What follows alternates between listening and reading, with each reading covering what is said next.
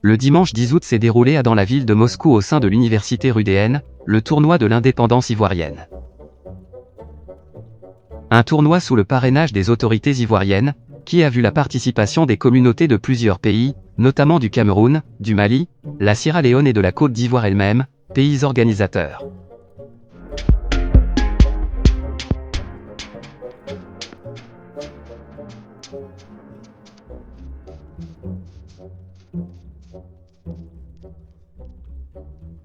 Moi, c'est Diallo Suleiman, le président des étudiants guinéens à Rouden et aussi le capitaine de l'équipe.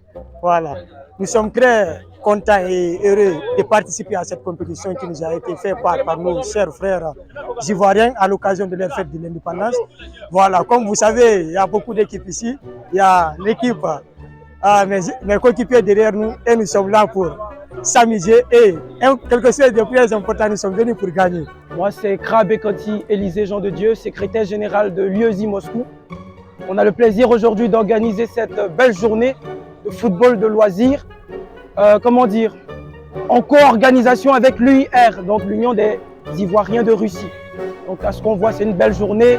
On a réussi quand même à rassembler énormément de communautés et on espère que ça pourra se répéter à l'avenir.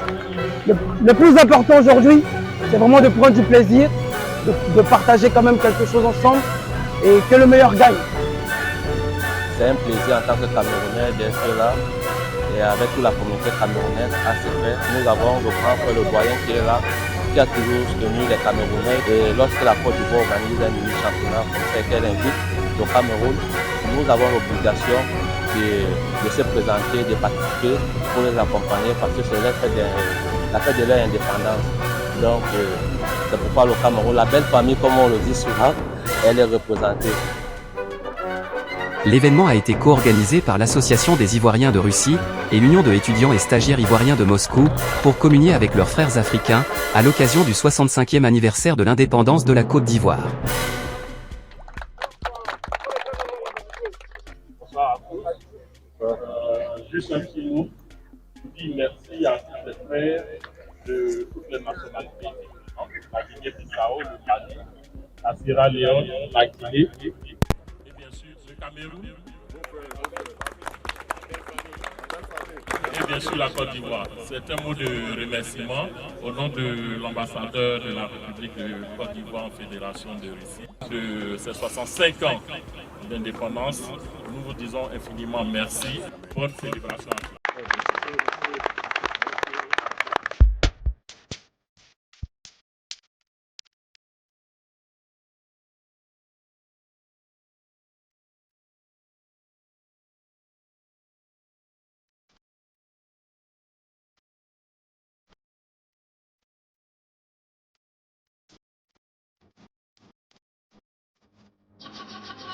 Moi, c'est le frère Daniel Luc, secrétaire général de l'Association des Ivoiriens en Russie et en même temps, disons, organisateur de la Coupe de l'Indépendance. Il faut dire que c'est une journée dédiée à l'indépendance. Nous fêtons aujourd'hui les 65 ans d'indépendance de la Côte d'Ivoire et nous avons décidé ainsi de célébrer ce jour autour d'un ballon rond avec nos pays frères comme le Mali, la Guinée-Bissau, la Sierra Leone et aussi bon nombre d'autres. Donc nous pensons que cet événement marquera la fraternité qu'il y a entre Africains et c'est une belle occasion pour montrer que l'avenir de l'Afrique est entre nos mains, donc autour de la joie, de la fraternité. Ouais, ben déjà, on va dire merci aux organisateurs, à nos frères de la Côte d'Ivoire, parce que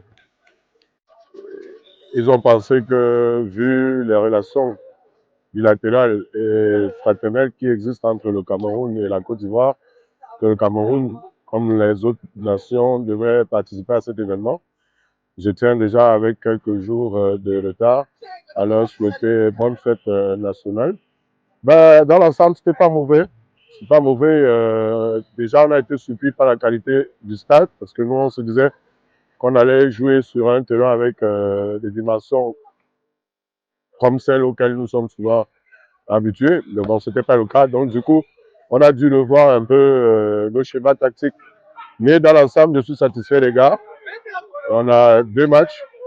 Un match gagné, un match nul. Là, probablement, nous sommes qualifiés pour les demi-finales. Et ce que je sais, c'est que le Cameroun ne joue jamais les demi-finales pour jouer. On joue pour les gagner. Donc, je suis très satisfait. Et j'appelle simplement tous les Camerounais à se joindre à ce mouvement.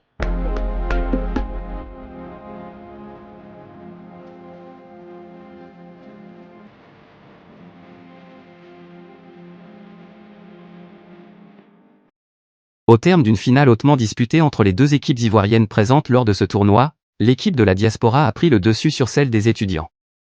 L'équipe de la Guinée-Conakry a pris la 3e place et l'équipe Cameroun, quant à elle, a occupé la 4e place du tournoi.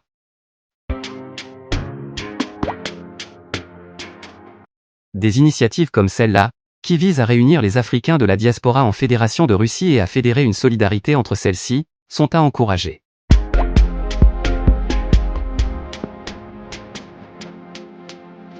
Brave TV, au cœur de l'action.